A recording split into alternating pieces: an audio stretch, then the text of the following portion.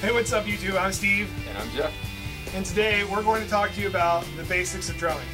How to hold the sticks. How to move the sticks. What you should listen for when the stick hits the drum. And how to play in time. So we're going to get into some fairly in-depth conversations about that and those concepts through the course of this video. So if you want to skip ahead at any point, please feel free to look down in the comment section. We're going to provide links to a couple of different ideas within the video so you can skip ahead and just get to the meaty sections that you want to hear. That's right. That's right. Alright guys, so the basics of playing drums starts with one thing, and that is actually grip. Alright? There's a lot of different approaches. Going to keep it very, very, very, very simple for you. If you just relax your hand, your fingers are naturally going to go into a curve. Okay? Now, I'm not talking about shaking hands, I'm talking about just keeping your hands relaxed. Alright?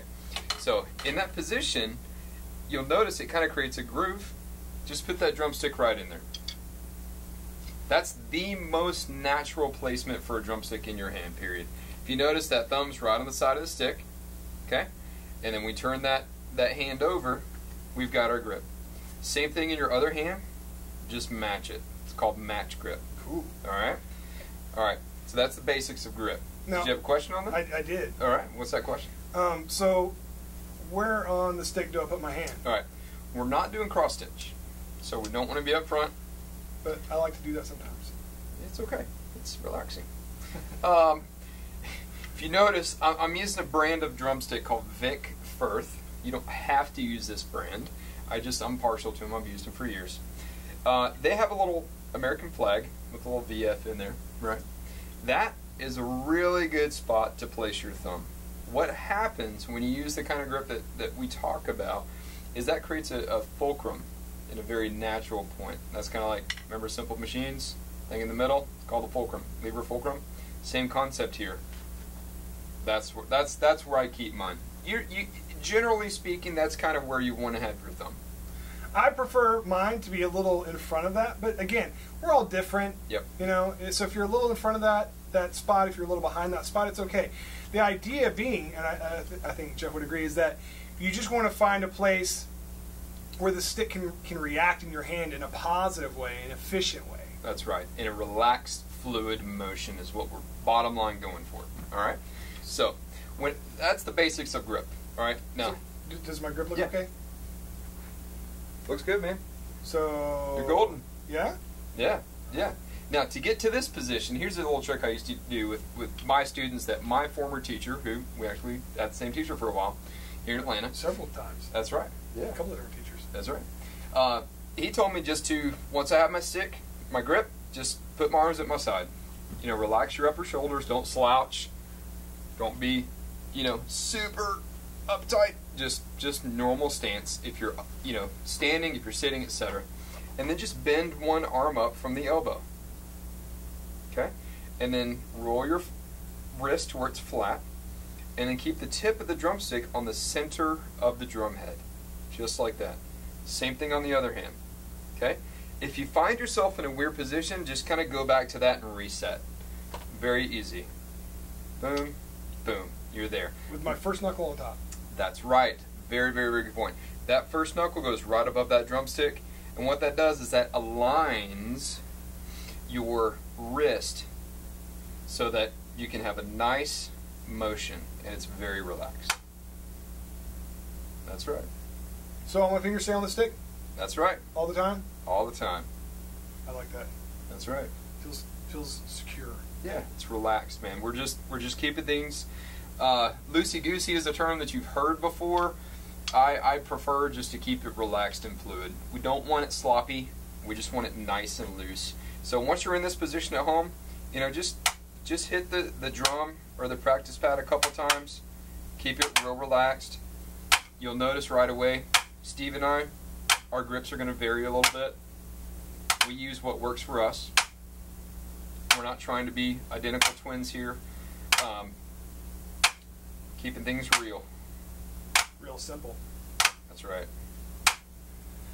So Jeff mentioned that we had the same teachers, so we got the same information. But the way that we employ this information from person to person is slightly different, you know? Philosophically, we come from the same place. We have the same ideas. Right. You know, but Jeff's hands and my hands are ever so slightly different, you know? His physique and my physique are similar, but not the same. Even though our hands mechanically work the same, they're not the same size, the same shape. So there's going to be slight variances in the way that we manipulate the stick, and that's okay. Yep. So if you find that at your house that it's more comfortable for you to be a little more this or a little more that, you know, that's okay, provided that you are in the same ballpark as the rest of us, which is to say all the fingers on the stick, the thumb and the first finger creating your fulcrum, and it's relaxed. That's right. That's right. A lot of times when I'm, instead of playing on a practice pad or what traditionally we call a snare drum method, where we're doing rudiments or different things like that, if I'm on a drum set, my fulcrum might shift a little bit. I don't know if you've seen this. My index finger goes forward, right? And I get this weird like triad fulcrum thing happening. That's weird. It's kind of crazy. But not wrong, just different from what I do. Yeah, it just depends on what you're playing. You know, you may want to adjust your technique a little bit for whatever feel of song that you're working on. And just to carry that point a little farther, you know, so Jeff was talking about his triad fulcrum, which is totally cool and acceptable and works for Jeff. That feels weird to me. Right. But I do something that Jeff would probably find really strange, in that my thumb drops almost below the stick, and I create a pocket here between my thumb and my first finger, and my fulcrum actually moves back to my middle finger, my second finger here, which, you know, doesn't really happen for Jeff, but also is fine and acceptable. So the point is that as long as we're employing all of the fingers and we're creating a fulcrum in the hand, that's right. There's a lot of leeway within these parameters for you to create something that works for you, is comfortable. That's right. And efficient. The long-term goal is for you to be able to play a 4-hour gig with a group, with a band, and not have to soak your wrists or fingers in ice at the end of the night. That's awful. It's terrible. I've never done that, but I'm sure it would be. It would hurt.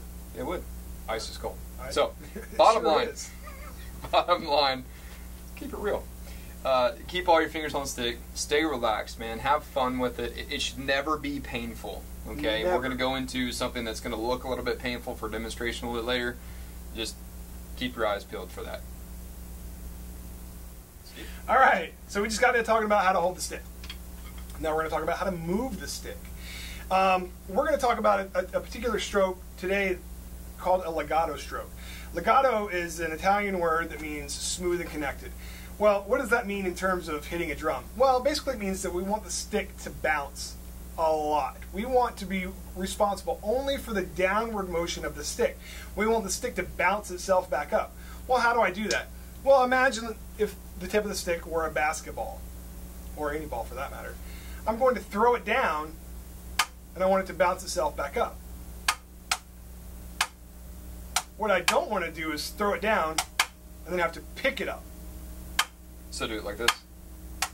No, Jeff, that's crazy talk. You're abandoning all the ideas you just talked about. Right. Keep all my fingers on the stick. All the fingers going to stay on the stick all the time. Stay relaxed. Right. So I'm going to throw this down, and notice how quickly the stick jumps back up to the top. The upward motion of the stick is directly related to the downward motion of the stick. So if I throw the stick down quickly, the stick will bounce up quickly. Right on. If I throw the stick down gently, the stick will bounce up gently. For every action, there's an equal and opposite reaction. Wait a minute, you're getting crazy over there. I am. You're not letting the stick bounce. No, I feel so controlled and intense right now. Yeah, well, it hurts my eyes to watch you do that. This is painful. And it sounds bad. It does sound bad. It sounds bad. We want to bounce, bro. Ooh, got it. That feels better. That's relaxing. It's relaxing. I could do this as a warm-up exercise. It's therapeutic. So, here's the idea. You want the stick to bounce all the time.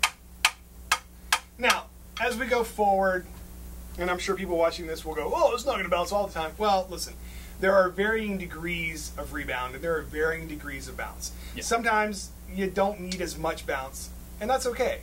But for the purposes of this video, and we're assuming that you're just getting started with this, you want to use a lot of bounce. if you can get your brain and your hands wrapped around this idea, you're going to be so good to go down the road. You just want the stick to bounce. Now, that being said, I want to talk to you about a couple of ideas real quick. And that's that the grip can change with the tempos that we're playing in. Oh. Right, crazy. Wow. So if I'm moving the stick slowly, notice that the fingers don't really move a lot. It's primarily a wrist motion. But as I speed up, the fingers start to flex a bit so that they're moving in conjunction or sympathetically with one another. The fingers and the wrist turn together for that medium tempo.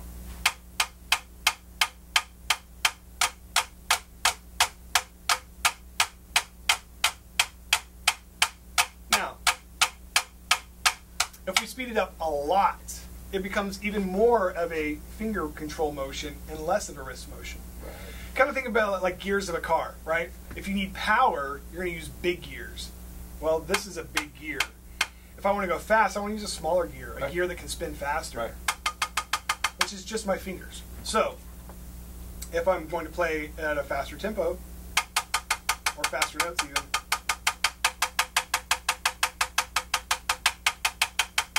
the fingers are doing all the work. Right. But notice, like Jeff was talking about in the beginning, the grip has not changed. Fundamentally, it's exactly the same. Same approach, same philosophy. That's right.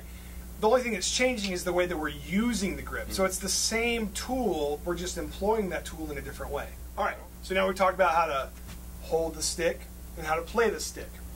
Now, there's a concept that all musicians strive to wrap their heads around. And their hands. And their hands if they're playing, well, yeah, I guess really any instrument. Pretty much. And that is quality of sound. Something that we all strive to really maximize in our performances. And now, in the most basic sense, starting out, the idea about quality sound is that you want all of the notes that you play in this particular exercise, in this particular idea, to sound exactly the same, or as close to identical as possible, from note to note and hand to hand. Which is to say, I want all of these notes to sound like all of these notes. I can't have a strong right hand and a weak left hand, or vice versa. They've got to be... Can you give us an example of what that sounds like to not have consistent quality Yeah, for sound? sure. So, yeah, this is most of my beginning students who are right-handed.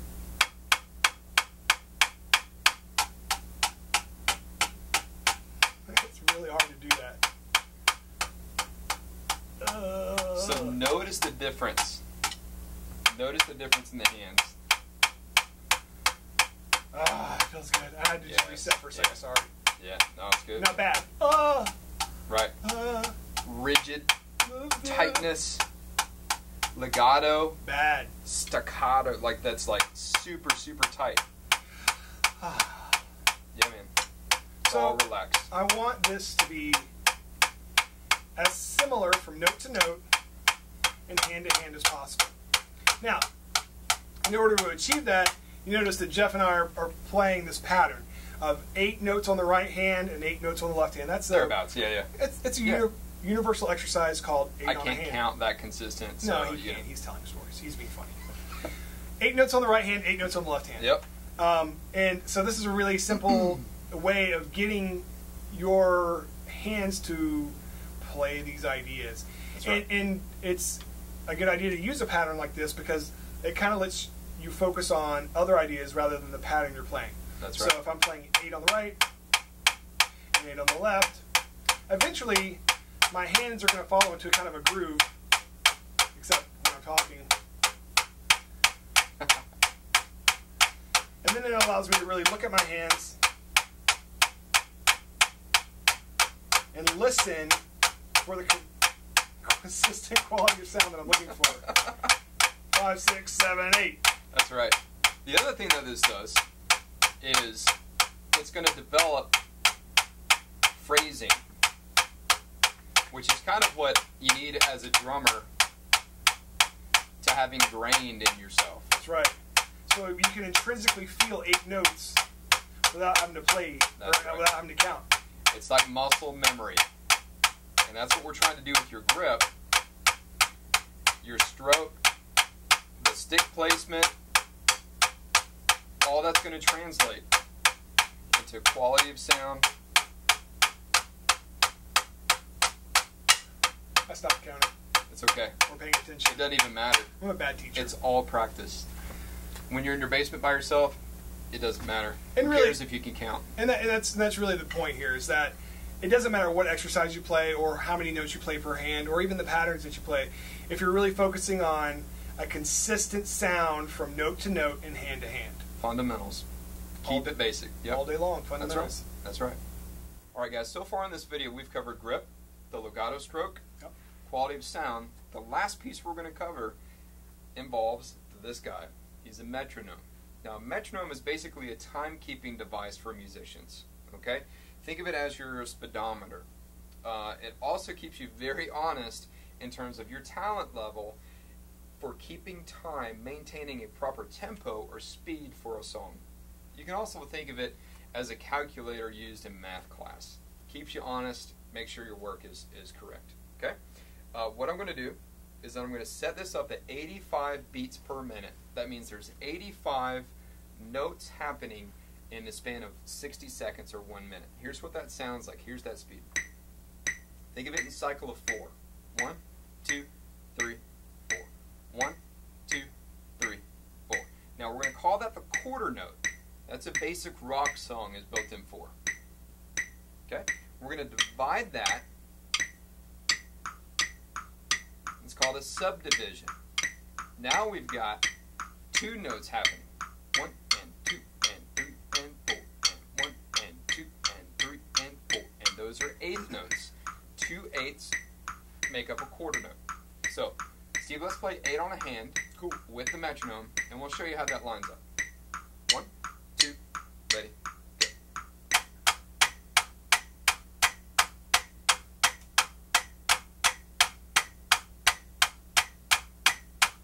All right, Jeff, how do I know if I'm playing with the metronome or not? Well, can you hear it?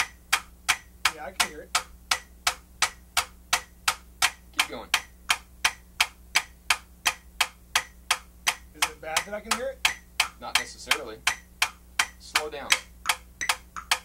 Oh, Hear that? now I really hear it. Yeah. So pause for a second. Here's what I do. I'll just click my sticks.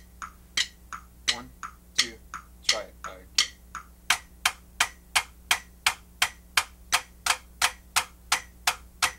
So it's almost like I'm trying to put my sound directly on top of the sound that's coming out of the speaker. That's right. Ah. Alright, let's stop after this one. Ready? And stop. Alright, so a couple things we want to make sure you understand about playing this exercise. Number 1, you want to play in time or with the metronome. Okay. Number 2 is take all those building blocks, your grip, the legato stroke, the quality of sound from hand to hand, apply that in time with the metronome. It will work wonders for your playing. Okay? So, as we move faster, you're going to see our technique and our fingers movement evolve a little bit. Alright? You're going to see less of this action and a little bit more of that. And then as we get really fast, a nice brisk tempo, we'll try and hit 200. We're going to see almost all fingers. Now, our techniques are going to differ a little bit. Steve's really good with his back fingers. I got to incorporate a little bit more wrist action at the higher speeds. Alright, so let's bump it up. Great idea. Let's go to 120, okay? And we're going to put it back on. It's faster. Who knew? I didn't see it coming. 1, 2, 1, 2, ready, go. You just want to stay relaxed.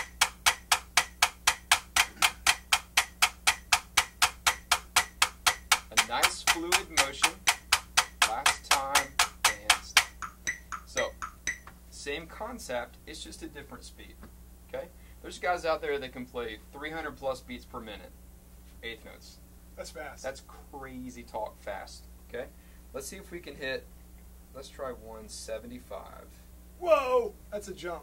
You can do it, dude. I don't know. I'm Here not we warmed go. up. Here we go. So it's getting chipper, right? It's bright. So watch our technique. We're going to stay relaxed, maintain our philosophy of legato stroke, and use the fingers. 1, 2, 1, 2.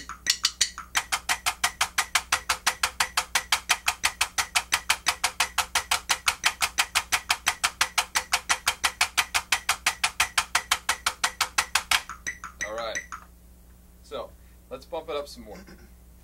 Oh, you're brave. Let's try 200. All right, dude. Don't make me look bad. 1. You don't make me look bad. 1, 2, 3.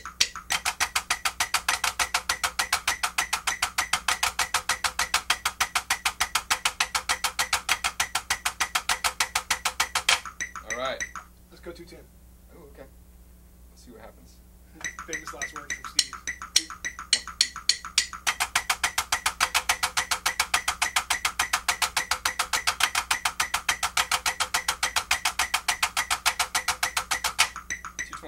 Oh, Let's do it, man. Let's do it. Hurt. It's gonna let's hurt. do it. Let's do it. 1.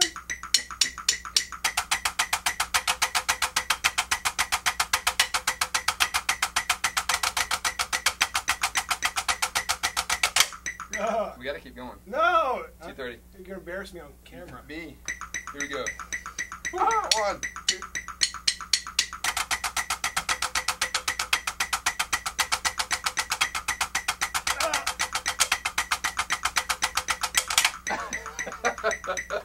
Now I'm embarrassing myself for all the world to see. Let's stop there so our millions of subscribers All both of them. and video likes won't turn into dislikes.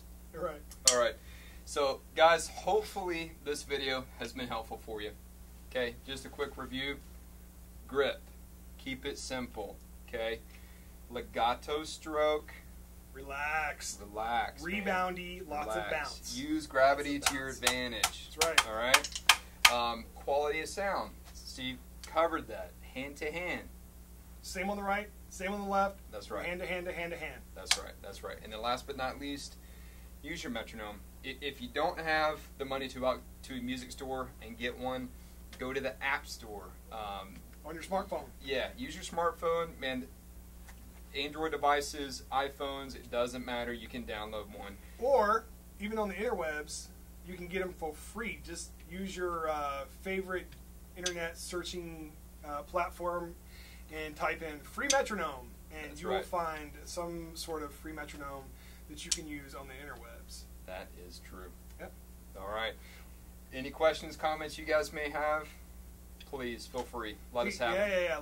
We want to make this better for you and better for us. So, That's right. hey, thanks for joining us on our first installment, and we'll be back very soon with another installment. We're basically going to make a very detailed progression of how to play drums. That's right. That's So- right. Thanks, guys. Subscribe, like. Appreciate you. See you next time. Take care.